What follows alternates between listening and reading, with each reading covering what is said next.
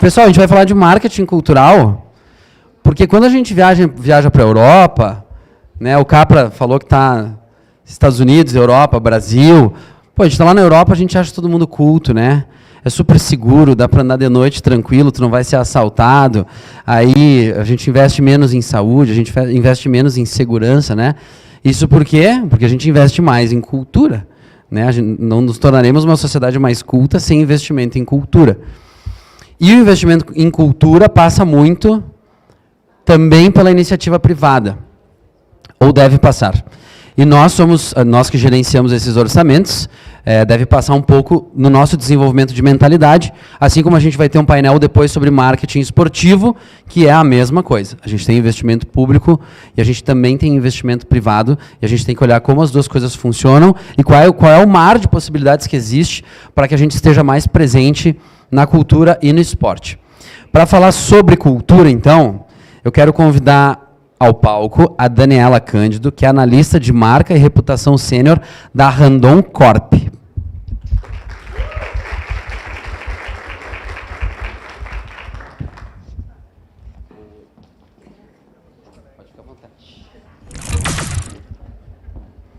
A Randon Corp tem passado por um processo de transformação de cultura organizacional muito bonito aqui, todos nós caxienses, a gente se orgulha muito. E tem um investimento consistente, recorrente, em cultura, e a gente vai querer saber um pouco mais da Dani como é que funciona esse processo na Randon. Quem manda aqui na casa nesse assunto é a Caliandra Troian. Caliandra Troian tem um currículo muito extenso aqui, ó, eu vou tentar resumir. Mas a Cali Troian está nessa gincana do fazer cultural há muitos anos. Inclusive, eu encontrei um link, mandei para ela semana passada, eu apresentava programa na UX TV, não sei se vocês lembram, né, eu era muito jovem, mas num desses programas lá em 2011,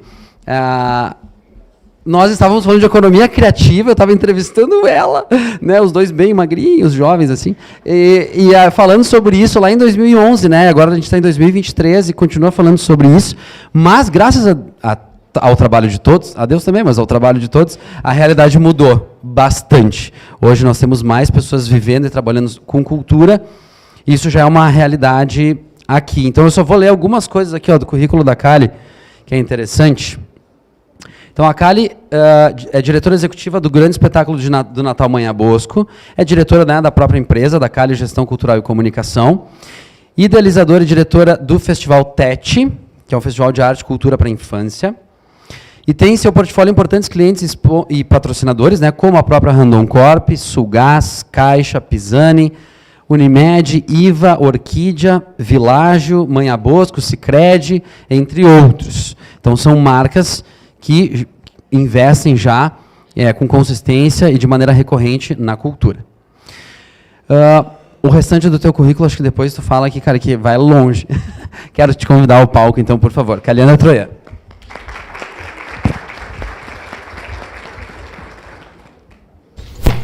Eu dou beijo em todo mundo.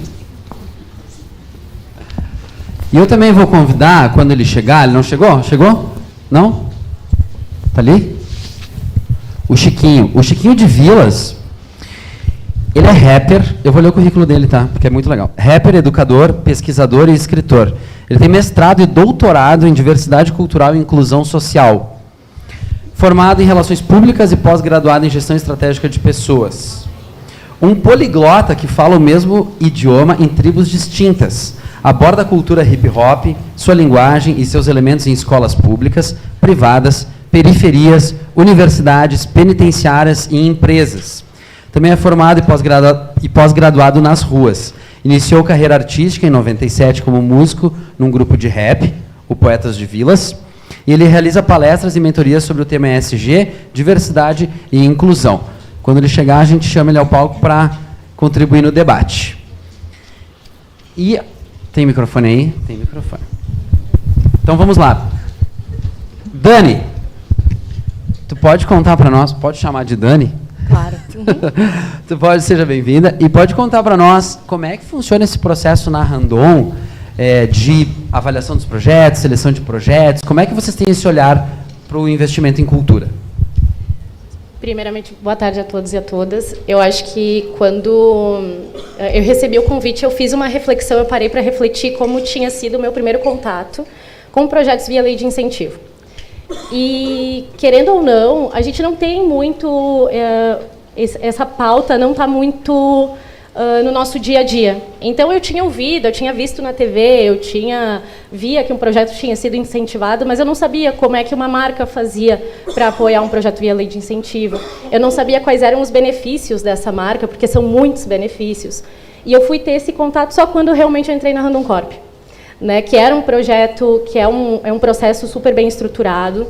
E eu lembro que o meu primeiro contato foi numa reunião com o pessoal do tributário. E eles super queridos, né, querendo ensinar, mostrar, só que eles, né, de exatas e eu de humanas, eles trazendo termos super técnicos, termos super burocráticos, difíceis. Eu falei, gente, eu nunca vou aprender isso. E no final, como tudo, né, a gente vai exercitando, a gente vai levando para o dia a dia, e eu aprendi. E eu me apaixonei.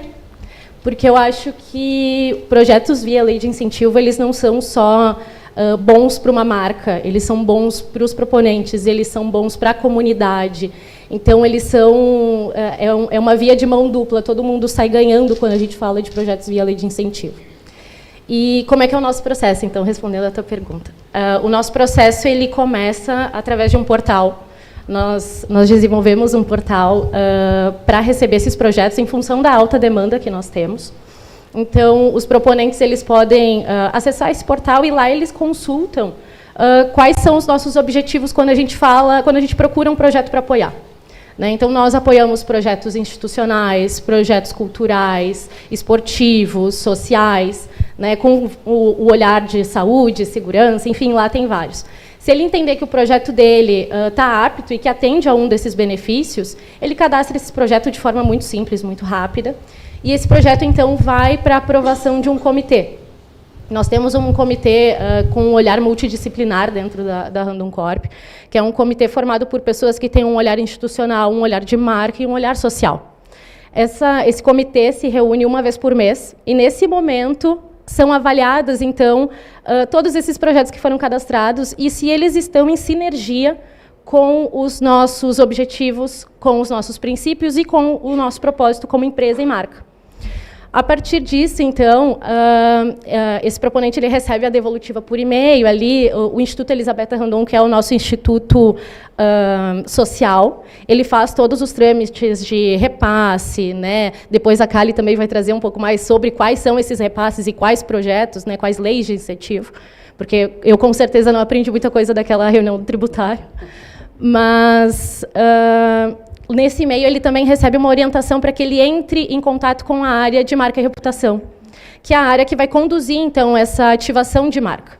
Né? Quando ele faz esse contato, quando ele entra em contato com a gente, então, direciona para ele o logo, o manual da marca, e entende com ele também quais são as nossas possibilidades dentro desse projeto para ativar a nossa marca. Então, muitas vezes, tem projetos com um viés social, que a gente vai apoiar ele pelo viés social, porque a gente acredita naquilo. Mas tem muitos projetos que também é com um olhar de marca, né? Que a marca vai se beneficiar daquilo não só pelo social, não só por estar apoiando um projeto muito bacana, mas a marca também vai ganhar reconhecimento, vai estar próximo da comunidade, né? Essa marca ela vai se tornar maior na comunidade onde ela está inserida. O parênteses, o Chiquinho chegou. Palmas para o Chiquinho!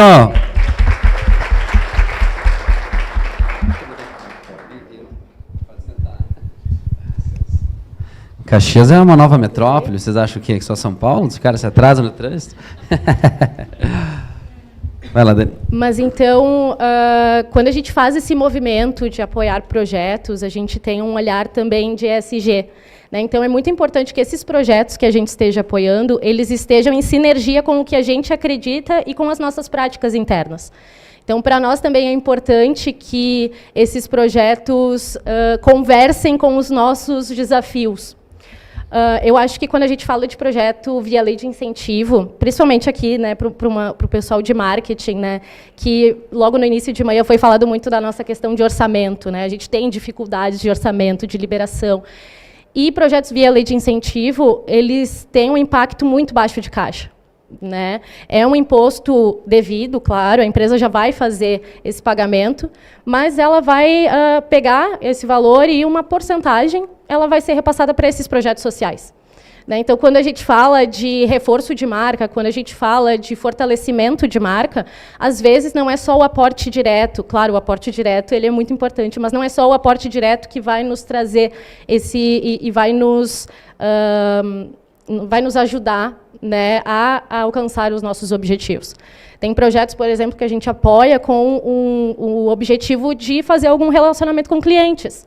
Né, um espetáculo que a gente vai apoiar via lei de incentivo, um espetáculo cultural, que ele vai estar levando a comunidade para ter acesso a esse tipo de projeto, a esse tipo de espetáculo, ele também pode servir para que eu leve os meus clientes e faça um relacionamento com ele ali. Então, num geral, assim, a gente tem um olhar muito carinhoso, né, e de muito cuidado quando a gente fala de projetos via lei de incentivo. A gente vem fazendo isso há muito tempo e a gente até estava conversando, né, com a Kali, o quanto a gente vem aprimorando os nossos processos, porque a gente também está aprendendo. Não é porque, né, a gente está ali numa companhia de mais de 74 anos que a gente não pode aprimorar. Então, por exemplo, esse ano a gente lançou uma versão 2.0 do nosso portal, que fica mais fácil para o proponente, fica mais fácil para a gente. Então, eu acho que quando a gente pode conversar sobre lei de incentivo e entender um pouco mais sobre isso, a gente passa a até fortalecer e ter um pouco mais de subsídio para defender esses movimentos dentro das nossas unidades, dentro das nossas marcas, das nossas empresas. Muito bom. Kali, tu que é profissional da área também da comunicação, tu pode nos contar um pouco sobre marketing cultural no geral, assim, como é que funciona, né? A Dani falou das leis de incentivo, mas também não são, né, não é só através de lei de incentivo, também tem aporte direto, patrocínio direto, também qual a dimensão, quem que pode participar, que tipo de empresa. Ok. Então, primeiro, boa tarde a todos e a todas. Eu não posso deixar de parabenizar por essa iniciativa da SIC, da Diretoria de Comunicação e Marketing, trazer essa pauta para o Let's Marketing, esse evento de tamanha relevância. E o Dini mencionou, né, que há muitos anos estamos juntos, há pelo menos 15 anos eu venho mencionando a importância de falarmos sobre marketing cultural e leis de incentivo à cultura, e o quanto elas são benéficas, como a Dani já trouxe, né, nossas falas em alguns momentos vão se chocar positivamente, mas como são benéficas para todos, é um ganha-ganha. Então, o marketing cultural, via de regra, é a utilização das artes para comunicar, para lançar produtos, para criar produtos, né? Enfim, hoje nós temos dois vieses, né? O primeiro é o uso das artes pelo marketing e o uso do marketing pelas artes, quando nós lançamos novos produtos, a exemplo do Festival TET, a exemplo do grande espetáculo de Natal e outros projetos de grande relevância. Mas o marketing cultural ele tem um dos instrumentos que é a lei de incentivo à cultura através do patrocínio incentivado. Então, as empresas podem destinar parte dos seus impostos que são devidos para o governo nas 3 instâncias. Nós temos a felicidade de ter Caxias também como um dos poucos municípios que tem lei de incentivo à cultura. Então, a empresa pega estes impostos, investe em projetos culturais ou socioculturais, beneficia a comunidade, agrega valor à sua marca, fortalece vínculos com o seu público, fortalece a sua marca e, ao mesmo tempo, beneficia a comunidade como um todo. Isso parte de uma política de incentivo. Eu sou a profissional que sou a ponte entre a arte, o artista, o produtor da arte e a empresa, um dos papéis que eu exerço nesse universo todo. Então, essa ponte de criar diálogos entre arte e a empresa, né? E essa política de incentivo, hoje, também, ela precisa ser pensada, e eu brinco que marketing cultural é muito bom para não estar na estratégia fazendo um trocadilho com Let's Marketing. Então, quem não conhece, precisa conhecer os benefícios disso. Porque tu está te conectando com o público pela emoção. Dificilmente as pessoas saem de um espetáculo, de um projeto cultural tristes ou com sensações negativas, elas saem com as melhores sensações. E é por este mecanismo que as marcas estão dialogando com o seu público. Então, nós temos ali um planejamento de marketing focado no investimento de impostos, nós temos importantes empresas em Caxias, Randon Corp é uma, Andreassa e outras empresas que o Dini já citou anteriormente, mas é possível também investir recursos diretos do orçamento global do marketing, quando se vai pensar em planejamento. E este evento, que é o Let's Marketing, está recheado de ações culturais, está fazendo marketing cultural. Quando criou ali a ação com music branding, né, quando criou a ação com o mosaico, quando criou a sua arte também, enfim. Mais ou menos isso, vamos seguindo, porque temos bastante trocas. Obrigado, Kali. O novo consumidor, ele quer consumir empresas que tenham, assim, que tem identificação com o seu propósito, né, com o propósito dessas marcas. E isso se manifesta muito através do tipo da onde vai o dinheiro, né? Essas empresas colocam o dinheiro onde. Então, a gente vê a Randon, assim como a Marco Polo, também a Fundação Marco Polo, tem um papel muito importante na nossa região, porque desenvolve a sociedade e a comunidade onde está inserida, né? Esse papel é fundamental e melhora a vida de todos nós, inclusive das próprias empresas que estão aqui, de mão de obra qualificada e tudo mais. Chiquinho tem sobre transformação social, sobre impacto na comunidade e como a arte e a cultura realmente transformam, assim, abrem, né, criam pontes e podem transformar a vida de um monte de gente. O Chiquinho é o cara que, né, que nem a Kali falou, eu estou no meio do caminho de uma coisa ou outra. O Chiquinho é o cara que está em todos os caminhos, né? Porque ele já está na academia, ele está no mercado corporativo e ele está lá no Beltrão de Queiroz, né? Eu fui no jogo do Caxias contra o Ceilândia. Cara, aquele falcão assim, o que é aquilo, cara? Foi um grafite, né? O projeto do Mosaico das Quebradas. Tem um grafite sensacional lá. Então todo mundo que vai ver o jogo é impactado por uma arte que emociona, que tem um impacto muito, muito grande mesmo. Então aquela comunidade está mais colorida, né? E aí a gente parece que materializa assim, outras possibilidades para as pessoas que moram lá. Chiquinho, conta um pouco para nós da tua trajetória e do que te chama a atenção assim, hoje em dia, porque tu está nessa trajetória há muitos anos, né? Salve. Boa tarde, gente. Então, agora tu falou do Caxias, já doeu o coração, cara. Costumo falar que o Caxias é um clube fora de série, né? Não está na Série A, não está na Série B. E torcer para o Caxias é para os fortes. Como eu nasci do ladinho do campo, né, para contar a trajetória, eu tenho que falar do território, né, do ladinho do campo do Caxias, né. Então, meu avô atravessava a rua há 3 anos, eu ficava circulando na arquibancada sem entender muito bem o que estava acontecendo. O tempo passou e eu me tornei um torcedor, né, eu não sou do Grêmio, não sou do Inter, eu torço só para o Caxias, infelizmente. E a gente faz essa ponte de levar as crianças para os jogos. Então eu não consigo mais assistir um jogo, né? Pensa, 30 crianças, né? Os anjinhos. Trepa na grade, e aí eu tenho que correr, quando eu volto já tem 2 que fugiram para o outro lado. Mas acho que é isso. É a importância de consolidar pontes para que essa geração, não só crianças, né, mas todos, possam ter acesso. E de forma consolidada. Nós não teríamos condições, né, Kali, se a gente não tivesse também esses aportes, esses recursos, mas não são somente estes recursos causador desse impacto social. E quando eu falo isso, eu relembro o primeiro palco que eu cantei um rap.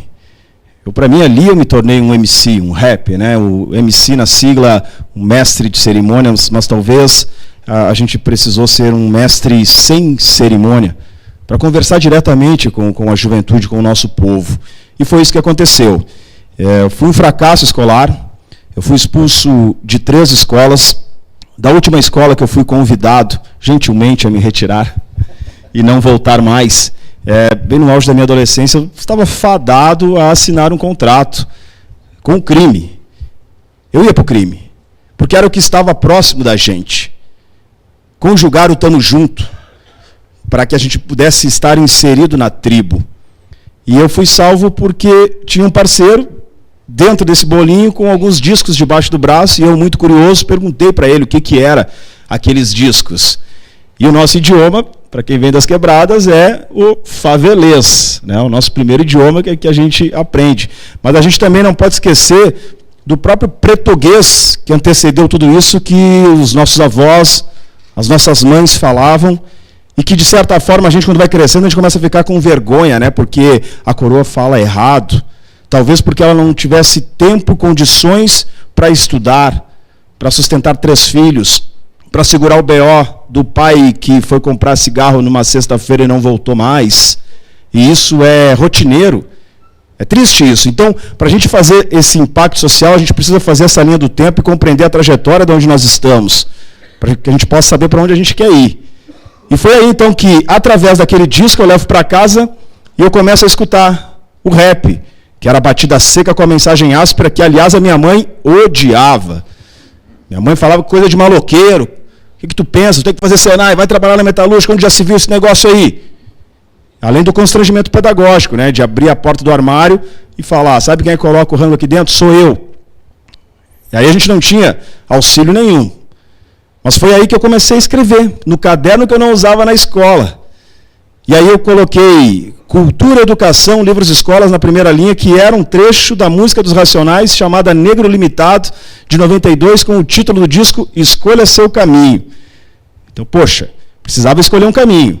E aí eu vou fazendo um rap do nosso jeito lá e tal, eu não tinha lido um livro na minha vida.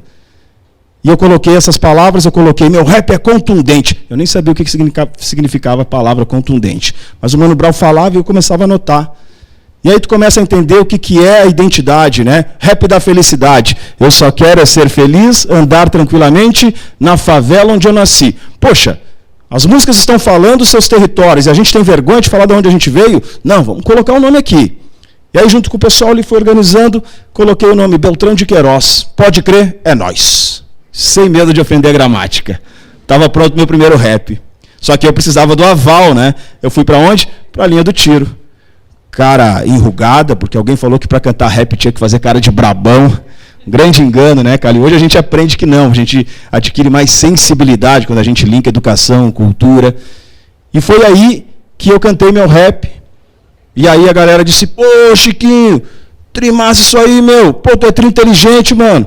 Cada palavra que tu falou que a gente nem sabe o que é, mano. Se eles perguntassem pra mim, eu tava ferrado. E aí eu enruguei a testa, estufei o peito e falei, autoestima, né? Eu disse, é rap, mano, tá ligado? Um líder comunitário, olha a importância. Um CEO da quebrada, né? Um gestor de comunidade, cara. Que ele fazia festas pro Dia das Crianças, ele falou... O que é que vocês estão fazendo aí? Eu com papel, uma caneta, a galera me cercando aqui, e aí eles dando sugestões de palavras. Hoje a gente chama isso de literatura através da letra do rap. Mas naquele tempo eram uns maloqueiros na esquina. E aí ele falou assim, o que é que vocês estão fazendo? E eu disse, é rap, tio. Não réptil de rastejar, né? Rap, vírgula, tio. E aí ele disse, mas o que é isso? Daí eu, aham, cara de brabão, né? Cultura, educação, livros, escolas...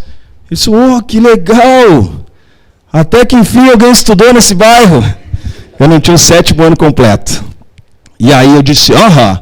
Ele falou, querem cantar no Dia das Crianças? E eu disse, sim, a gente tem um grupo de rap aqui, tildão. Não tinha nada, nada. Aí ele falou, então tá, combinado. E a gente ocupou aquele espaço, gente, dentro do Beltrão. E quando eu subi no palco, ainda marrento, na minha ideia, estourar e fazer sucesso, né? Eu levantei a cabeça para cantar... Comecei a tremer, a mão não parava de se movimentar, o rap foi embora, eu disse, cara, o que eu estou fazendo aqui? Aí eu fechei os olhos e falei, as palavras que abrem portas, né? Cultura, educação, livros, escolas, tá ligado? E dentro da quebrada eu fui taxado como um cara inteligente, por proferir essas palavras. E uma senhora, quando acabou o show, foi um fracasso, ela disse assim, parabéns por ter estudado, Chiquinho, é isso que a gente precisa. Cara, eu disse, eu não posso, é fake news, né? Eu preciso fazer alguma coisa na minha vida. Não estudava, não trabalhava, coroa cobrando. E foi aí, então, que eu resolvi fazer um tal de supletivo, lá na década de 90. E eu fiz o ensino fundamental em 6 meses, mas eu comprei 2 cadernos, Gini. Um para copiar a matéria e o outro para fazer rima. Português, matemática, história, geografia. Eu tinha um rap de todas as matérias. porque eu queria voltar no ano seguinte naquele mesmo palco singelo. E uma professora viu aquilo. Ela disse, ô Chiquinho, o que é isso aqui, Chiquinho? Isso é rap, senhora não está ligada? O que é rap? Rap é rap. Mas é a matéria que eu passei agora? Lógico. Ela disse, ok. Foi lá na frente, parou a turma, pediu para eu cantar lá na frente. E agora, cara? Coloquei o caderno no rosto para ninguém enxergar, as pernas tremiam, mas aí eu já apliquei talvez uma técnica, né? Que era me movimentar para a galera não ver que as pernas tremiam. A galera foi à loucura, a professora sorriu e ela combinou comigo. Chiquinho, cada final de matéria tu vai apresentar esse teu negócio aí. Ela nem sabia o que era rap direito, porque eu também não sabia. Conclusão, eu nunca mais parei de rimar e eu nunca mais parei de estudar. Do fracasso escolar a um passo para entrar no mundo do crime, eu me tornei MC, eu concluí o ensino fundamental, o ensino médio, ingressei na universidade e concluí o curso de comunicação. Tenho uma especialização em gestão de pessoas, eu sou mestre e doutor em diversidade cultural e inclusão social. Eu pergunto para vocês, aquele palco salvou a minha vida ou não? Então é isso, gente. A gente não precisa inventar a roda já está aí. Só que tem muita gente precisando desse aporte, desse apoio. E esse impacto social, eu acho que gera isso, né? Gera vida. Todos nós precisamos, né, de saúde. E é isso que a gente vem fazendo, principalmente nessas áreas de conflitos. Obrigado, Chiquinho. Cara, tua trajetória é inspiradora. Que bom que tu trouxe isso e pôde tocar aí o coração de cada um aqui. Porque a gente não pode olhar para a cultura como algo dissociado, né? Assim, é algo isolado, não pertence a esse universo. Não tem isso. Né? A cultura é resultado do que nós somos e do que nós produzimos. Portanto, nós estamos dentro, no centro de tudo que acontece ao nosso redor. Né? Dani, depois dessa fala aí, a gente tem que respirar, né? Me conta um pouco... quais são os projetos assim, que vocês têm apoiado, um pouco desses projetos, e como é que vocês, enquanto marca, fazem com que os clientes e a comunidade saibam disso, assim, né? Em termos de marketing mesmo. Como é que vocês exploram isso e como é que a corporação percebe esse impacto social que tem também, como o que aconteceu com o Chiquinho, enfim, nos projetos que vocês investem? Eu acho que quando a gente fala de, querendo ou não, né, essa questão de olhar para o social já vem muito antes da minha geração dentro da empresa, vem muito, né, os nossos fundadores já tinham muito essa questão social muito bem definida, né, ter esse olhar. Em função disso, né, nasceram projetos sociais dentro da própria companhia, né, como o Instituto Elisabetta Randon, o Florescer com um olhar para as crianças.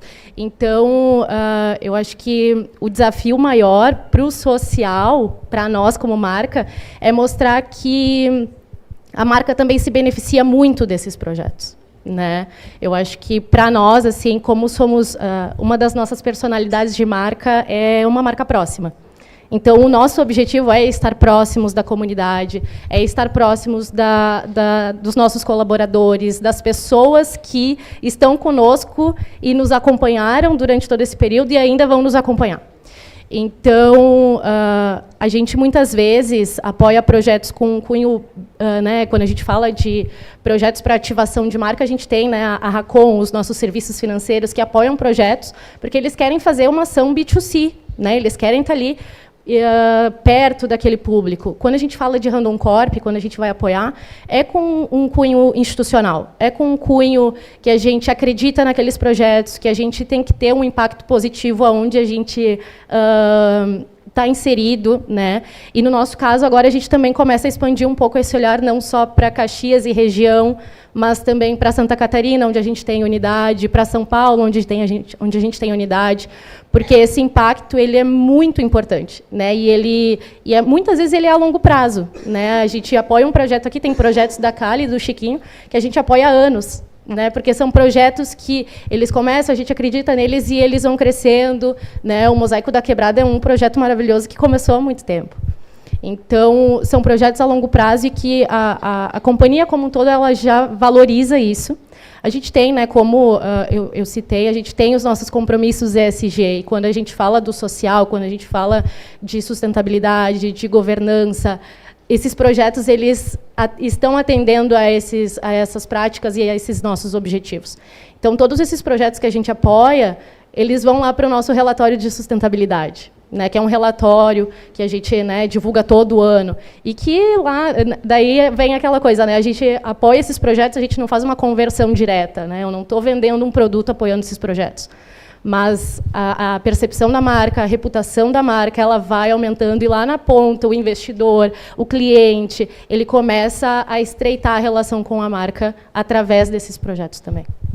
Muito bom. Kali, a Randon está com 16 mil funcionários, né? Em média agora? Quase 16. Quase 16. Então é uma realidade bem exclusiva e única aqui da região. Mas que tipo de empresa, Kali, pode apoiar? Aqui a gente tem vários, né, vários gestores de marketing que gerenciam um orçamento em várias empresas de menor porte, obviamente. Como é que funciona isso? Que tipo de projeto pode ser apoiado? Que tipo de empresa pode apoiar? E que benefício pode ter ao apoiar esses projetos? Quem pode apoiar são as empresas que não estão enquadradas no Simples. E aí eu já vou aproveitar um parênteses. Na semana que vem, aqui nesta casa, eu vou ministrar um workshop falando bem pontual, passo a passo, de como se faz esse processo. Mas, basicamente, todas as empresas que têm imposto devido, tanto ISS, IPTU, município, estado, federal e aí tributário, né, que se conversa, podem destinar estes recursos para projetos, via de regra. O tipo de projeto dialoga muito com o perfil, com a política instituída ou não, ou com o que a empresa acredita com o propósito da empresa. E estes projetos, essas empresas podem destinar um percentual de imposto para cada um deles, né? E a seleção também vem a partir de um critério desenvolvido. Então, a Randon Corp tem um portal que onde as pessoas inscrevem os seus projetos. Outras empresas abrem editais de tempo em tempo e fazem o planejamento anual. Então, cada uma tem a sua forma, a sua metodologia, né? E eu aqui queria aproveitar e fazer uma contribuição, uma complementação. A gente fala muito hoje dos projetos culturais, que eles não atendem só o artista, eles não atendem só a classe artística, eles atendem a comunidade. A cultura hoje é reconhecida pela Unesco como o coração do desenvolvimento sustentável. O Chiquinho na sua comunidade, trabalhando a segurança, a pacificação, trabalhando a alegria, a cidade, nós falamos de cidades sustentáveis, cidades habitáveis, nós estamos falando em projetos culturais. Então, acredito que grande parte das empresas queira estar linkada a este tipo de iniciativa. Então, voltando, né? Via de regra, quem pode destinar? As empresas que têm imposto devido, que têm interesse em desenvolver parcerias que geram esse impacto. E aí, cada uma a gente vai trabalhando na especificidade. O percentual, o investimento de baixo custo, extremamente, porque nós temos até 100% de isenção. Então, vamos lá, um projeto de 50 mil reais, vou trazer um número aleatório, tá? O projeto de 50 mil reais, a empresa pode ter o custo de 5 mil ou pode ter o custo de 0. E trazendo uma visibilidade, agora eu vou trazer o exemplo do grande espetáculo de Natal, onde nós tivemos um baixo investimento direto de empresas e tivemos um retorno de mídia espontânea na casa de 200 mil reais. Então, acaba gerando um impacto muito grande para um custo muito baixo. Muito bem. Chiquinho, eu acho que todo mundo aqui fica impactado e gostaria de que todos os meninos, né, da favela, e na verdade todo mundo, né, que pudesse ter uma trajetória como tu teve, assim. Foi na música, né, que tu teve o primeiro clique, assim, foi através do rap, que é a música é uma expressão artística, mas depois tu lançou livro, tu fez um monte de coisa e agora os seus projetos eles têm uma proporção bem maior. Eu acho que o mais recente foi o Mosaico das Quebradas, né? Eu acompanhei pela Rede Sim, que é outra gigante aqui da nossa região, que está incentivando. Me fala um pouco, conta para nós, na verdade, como é que é o impacto de um projeto desse acontecendo e de quem está ali circulando e vivendo isso na comunidade, na favela. Como é que tu vê isso batendo nas pessoas lá hoje? Então, sabe que eu sou muito grato à cidade. Eu acho que a filosofia Ubuntu, né? Sou porque nós somos, e a gente sabe que ninguém conjuga nada na primeira pessoa, né? é sempre um conjunto. E aí a gente tem inúmeros espaços que a gente começa a compreender por que nós chegamos até lá. Um simples fato é, quando a gente iniciou a trajetória, a gente nem sabia, né, mas a gente começou a cantar rap, que era aquilo que fazia com que a gente buscasse, talvez, descrever o momento onde nós vivíamos. A gente sabe que muitos dos nossos, principalmente da minha geração, infelizmente, que aceitaram aqueles convites que chegaram antes, talvez, da arte, que chegaram antes, né, de uma possibilidade de se entender ou se reconhecer como cidadão, não estão mais aqui. Ou muitos estão dentro do sistema carcerário. Isso é muito triste. Uma comunidade inteira, né, que poderia estar aqui contribuindo também economicamente, né, para o crescimento da cidade. Uma professora, uma vez viu um movimento de uma galera fazendo rima na frente da escola. Isso final da década de 90. Achou aquilo uma afronta, né, e chamou a polícia. Chamou a polícia, e aí a polícia, né, mandou todo mundo sair dali. Alguns meses depois, teve uma estudante que contou para ela que teve uma ação do Dia das Crianças e que tinha um tal de Chiquinho cantando rap. E a gente falava muito sobre educação, sobre cultura, é isso que a gente fala, né, para que eles possam se entender e mostrar essas possibilidades. Essa mesma diretora que chamou a polícia disse, mas eu quero saber o que aconteceu, está todo mundo falando, e estão falando bem, e aí chamaram o Chiquinho, e eu contei, pô, Chiquinho, foi para ti que eu chamei a polícia? E aí ela disse, eu preciso da tua ajuda. Teve um moleque aí que colocou fogo na cortina, mas ele está falando super bem de ti, não sei o que, talvez seja essa ponte aí. E aí eu disse, me dá essa possibilidade, e a gente fez um círculo, né, antes do próprio Círculo de Paz, né, a gente tem uma filosofia também que é o Tratado de Paz que aconteceu no Bronx, quando 44 gangues que brigavam muitas vezes até a morte, eles começaram a entender, poxa, mano, esse é o sangue do nosso sangue que está no chão, se a gente continuar brigando, a gente não vai evoluir, a gente não tem saúde, a gente não tem cultura, a gente não tem educação, e parece que alguém está feliz de ver tudo isso. Não somos nós. E aí eles se organizaram e criaram um tratado de paz, baseado no soul funk de James Brown. E eles começaram então a ocupar as praças. E no breakingzinho, na parada do contrabaixo envenenado, eles começaram a dançar. Por isso que hoje fala, né, o breaking, né, que é a paradinha da música. Eles começaram a duelar. Já que eles eram rivais, eles começaram a fazer as batalhas. E aí era a batalha da dança, aí depois veio a batalha da rima. Para eu rimar, eu preciso ler, e eu não quero perder. E aí eles começaram a fazer a batalha da rima. Isso se espalhou de uma forma tão grande que acabou criando esse movimento hip hop. Escritores de grafites, dança, música, com um propósito, a paz. Teve um cara muito sábio que começou a bater na porta das escolas. E aí ele falou, ei, direção, olha só, a gente brigava, tinha uma gangue, hoje a gente está apaixonado por um negócio que a gente inventou aqui, que é isso aí, a gente canta, dança, faz batalha, deixa a gente fazer essa apresentação na escola. E eles aceitaram isso. E o hip hop hoje é o gênero mais ouvido do planeta. Não no Brasil. No Brasil, não, é o sertanejo universitário. Mas no mundo sim. Precisa de cultura. E aí o que aconteceu? O hip hop se espalhou o mundo afora.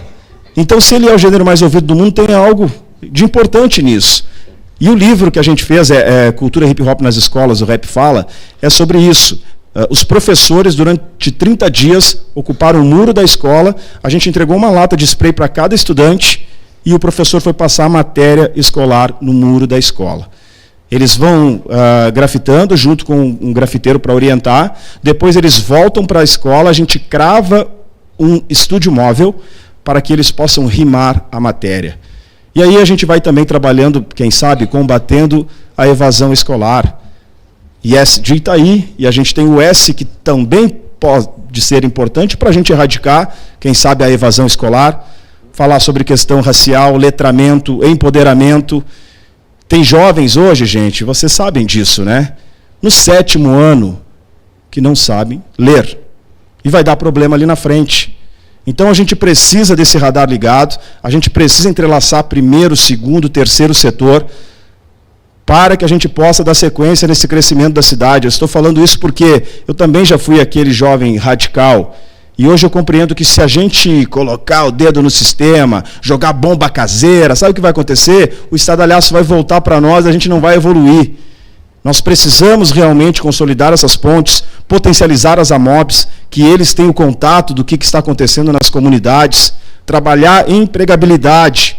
Eu acho que todos nós temos esse potencial, já que Caxias é uma cidade, né, também dessa compreensão desse crescimento, um entender o outro, a gente pigmentar os espaços que até então não eram ocupados por nós, colocar essa galera das comunidades, né, que tem essa disposição, capacitá-los para que a gente possa expandir, né? Eu mudei um pouquinho aqui a resposta, mas esses projetos nos mostram isso. Quando a gente vê um menino que começou a escrever, mês que vem eu vou lançar um livro chamado Contos de Vilas, 10 contos das trajetórias, de um menino que pulou o muro para dentro da escola porque ele escutou a batida dos Racionais. Esse menino era contraturno da escola, não era o turno dele, ele cantou um rap e ele se tornou MC. Esse menino, ele concluiu o ensino médio, ele foi para a tal da universidade e passou. E a primeira pessoa que ele ligou foi para mim, dizendo que depois daquele dia que ele viu que eu podia ser, ele disse, eu também posso ser um poeta. E aí ele concluiu o ensino médio e, melhor de tudo, ele voltou para a quebrada com um canudo. Que canudo é esse? Canudo de graduação. Não é o canudo para usar droga. É isso que a gente precisa compreender, é colocar essas possibilidades, aplicar escutatórias para ouvir o que essa geração quer também, para que a gente possa capacitar, chamar tecnologia. O Mosaico, quando a gente iniciou, a ideia é essa, é colorir e chamar a atenção, opa, beleza, não somos mais invisíveis, então agora a gente vai falar sobre tecnologia, sobre colocar os nossos jovens nas empresas para trabalharem, e aí também gerar essa engrenagem. Maravilha. Pessoal, eu vou abrir para perguntas. Quem quer começar?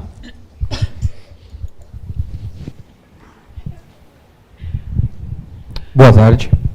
Eu tenho uma dúvida bem a respeito dessa questão cultural, de o investimento cultural vindo da empresa, né, para projetos, e talvez até por ignorância minha, mas eu sempre vejo ele acontecendo, o investimento, talvez em grandes espetáculos, né, em grandes eventos, e a dúvida é justamente essa. Como que é medido, né? Olha, tem um projeto pequeno ali, ele também merece investimento?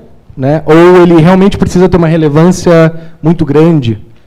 Claro que eu entendo, né, que, obviamente, um projeto com maior relevância vai atingir maior público, vai, né, impactar mais pessoas. Mas a pergunta acho que é justamente essa. Como que é medido? Até que um projeto pequeno pode receber esse investimento? Vou eu, então? Acho que sim. Então, eu posso falar de Randon Corp, né, como que a gente atua, e depois tu pode trazer o geral. Mas, então, como nós temos esse comitê que tem esse olhar cultural, social e de marca, depende do projeto. Se o projeto aparecer lá e ele tiver um foco de marca, a gente vai apoiar. Se ele tiver um foco social, vai ter a pessoa lá do social e vai dizer, olha, esse projeto é só para 10 crianças, mas ele é muito importante para aquela região, a gente vai apoiar também. Eu acho que o legal desses projetos é que, claro, sempre vem uma ideia, né, uma solicitação de valor a ser aportado, mas se a empresa não tem o valor integral, ela pode dividir. Então, se a gente tem ali um valor, né, que a Kali trouxe, um valor hipotético, a gente tem 10 mil, e eu tenho 10 projetos, e eu acho que todos os projetos são importantes, a gente divide 1.000 para cada um. Então, por isso que é muito importante que outras empresas também estejam com esse olhar, para que essas pessoas consigam captar o valor total para esses projetos. Mas depende do projeto, a gente consegue apoiar todos. E complementando, então, o que acontece? O grande impacto não necessariamente seja em termos de público. Nós temos projetos menores que acontecem as oficinas, em comunidades, que não têm grande visibilidade de marca, mas estão ali fazendo uma transformação de uma comunidade, das crianças, de futuro, né?